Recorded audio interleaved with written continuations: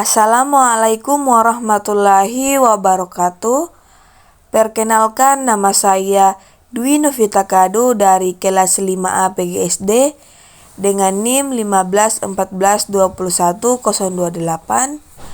Baik, pada video kali ini saya akan membahas mengenai kriteria memilih media pembelajaran pada mata kuliah media dan sumber belajar dengan dosen pengampu Bapak Dr.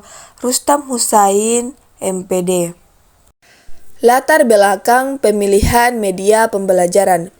Media pembelajaran merupakan salah satu faktor penting dalam peningkatan kualitas pembelajaran. Hal tersebut disebabkan adanya perkembangan teknologi dalam bidang pendidikan yang menurut efisiensi dan efektivitas dalam pembelajaran. Untuk mencapai tingkat efisiensi dan efektivitas yang optimal, salah satu upaya yang perlu dilakukan adalah mengurangi bahkan jika perlu menghilangkan dominasi sistem penyampaian pelajaran yang bersifat verbalistik dengan cara menggunakan media pembelajaran. Pada dasarnya, media pembelajaran adalah perantara untuk mempermudah dalam menyampaikan pesan bagi guru kepada siswa. Dalam perkembangan teknologi yang pesat ini, berkembang pula media dalam pembelajaran. Banyaknya media tersebut datang dengan menawarkan karakteristiknya masing-masing dan membawa kekurangan dan kelebihannya. Materi yang pertama yaitu dasar pertimbangan pemilihan media pembelajaran. Sebelum mempertimbangkan dalam memilih media pembelajaran, guru tentu sudah meyakini bahwa media adalah sebuah perantara untuk mempermudah dalam menyampaikan pesan. Media menyampaikan pesan yang disampaikan guru agar sesuai dengan yang diinginkan atau tepat pada yang menerima pesan yakni siswa. Pembelajaran yang efektif memerlukan perencanaan yang baik. Media yang akan digunakan dalam proses pembelajaran juga memerlukan perencanaan yang baik.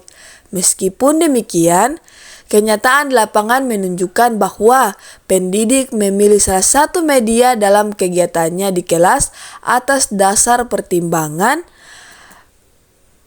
A. Guru hendaknya merasa sudah akrab dengan media tersebut.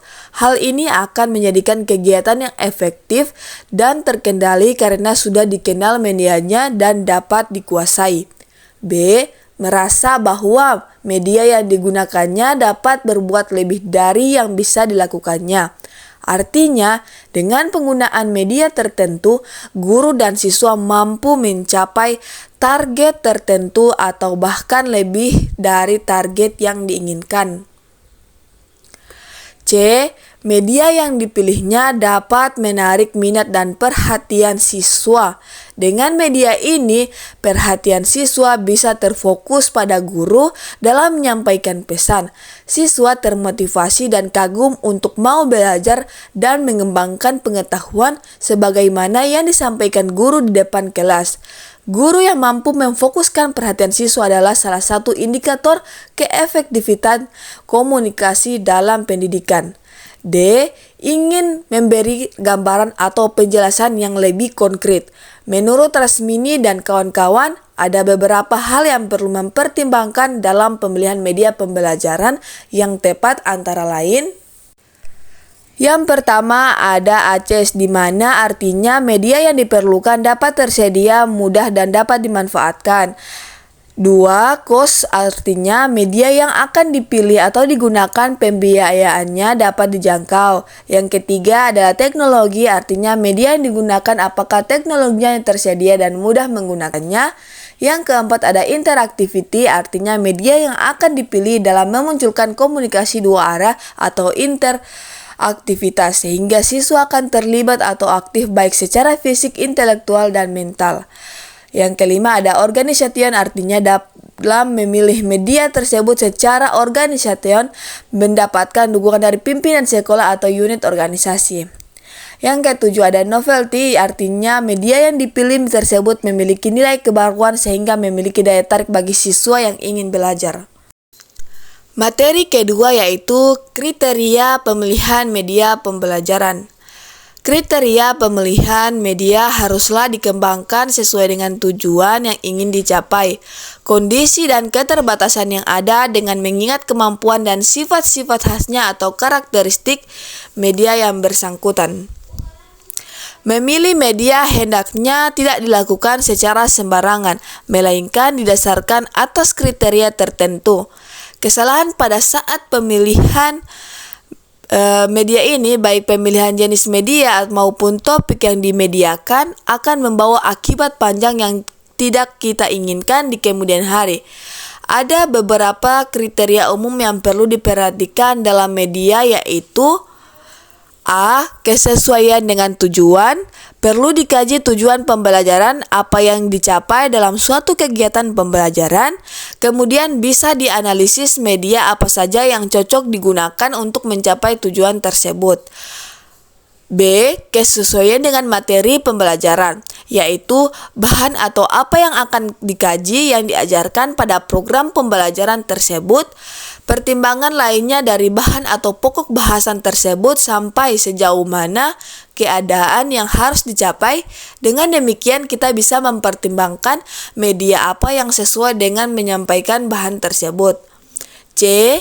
Kesesuaian dengan karakteristik pembelajaran atau peserta didik. Dalam hal ini, media haruslah familiar dengan karakteristik peserta didik atau pendidik, yaitu mengkaji sifat-sifat dan ciri-ciri media yang akan digunakan. Hal lainnya, karakteristik peserta didik baik secara kuantitatif atau jumlah maupun kualitatif atau kualitas ciri dari kebiasaan lainnya dari peserta didik terhadap media yang akan digunakan. D. Kesesuaian dengan teori. Pemilihan media ini harus didasarkan atas kesesuaian teori. Media yang dipilih bukan karena fanatisme pendidik terhadap suatu media yang dianggap paling bagus, namun didasarkan atas teori yang diangkat dari penelitian dan riset sehingga telah teruji validasinya. Pemilihan media harus merupakan bagian integral dan seluruh proses pembelajaran yang fungsinya untuk meningkatkan efisiensi dan efektivitas pembelajaran.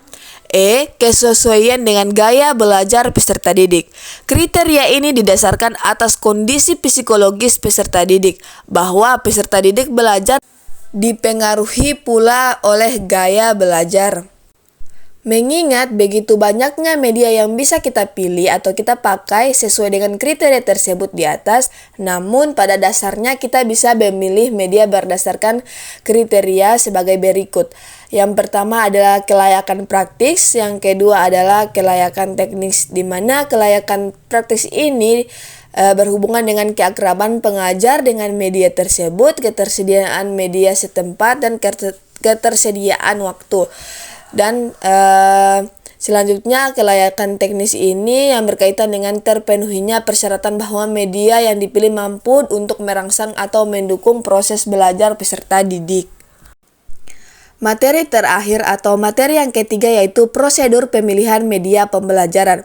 Agar kegiatan belajar mengajar dapat berlangsung secara efektif dalam mewujudkan tujuan-tujuan yang ingin dicapai, diperlukan adanya dukungan media pembelajaran, baik itu media cetak, media elektronik, atau objek nyata. Secara umum, prosedur pemilihan media pembelajaran ada 6 langkah, yaitu yang pertama ada menentukan apakah pesan yang akan disampaikan itu merupakan tujuan pembelajaran atau hanya sekedar merupakan informasi atau hiburan. Yang kedua, menetapkan apakah media itu dirancang untuk keperluan pembelajaran atau instruksional atau alat bantu mengajar peraga. Yang ketiga, menetapkan apakah dalam usaha mendorong kegiatan belajar mengajar akan digunakan strategi afektif, kognitif, dan psikomotorik. Yang keempat, menentukan media yang sesuai dari kelompok media yang cocok untuk strategi yang dipilih dengan mempertimbangkan ketentuan atau kriteria kebijakan, fasilitas, kemampuan produksi, dan biaya. Yang kelima yaitu ada mereview kembali kelemahan dan kelebihan media yang dipilih, bila perlu mengkaji kembali alternatif-alternatif yang ada. Dan yang terakhir yaitu ada perencanaan pengembangan dan produksi media tersebut. Saya menyimpulkan bahwa memilih media hendaknya tidak dilakukan secara sembarangan, melainkan didasarkan atas kriteria tertentu. Kesalahan pada saat pemilihan, baik pemilihan jenis media maupun topik yang dimediakan, akan membawa akibat panjang yang tidak diinginkan di kemudian hari. Adanya dukungan media pembelajaran, baik itu media cetak, media elektronik, atau objek nyata, dalam pemilihannya haruslah sesuai dengan prosedur yang telah ditetapkan agar nantinya kegiatan belajar mengajar dapat berlangsung secara efektivitas. Baik, itu saja dari saya. Saya menyampaikan permohonan maaf apabila ada kesalahan kata. Wabillahi taufiq wal hidayah, wa ridho wa inayah. Wassalamualaikum warahmatullahi wabarakatuh.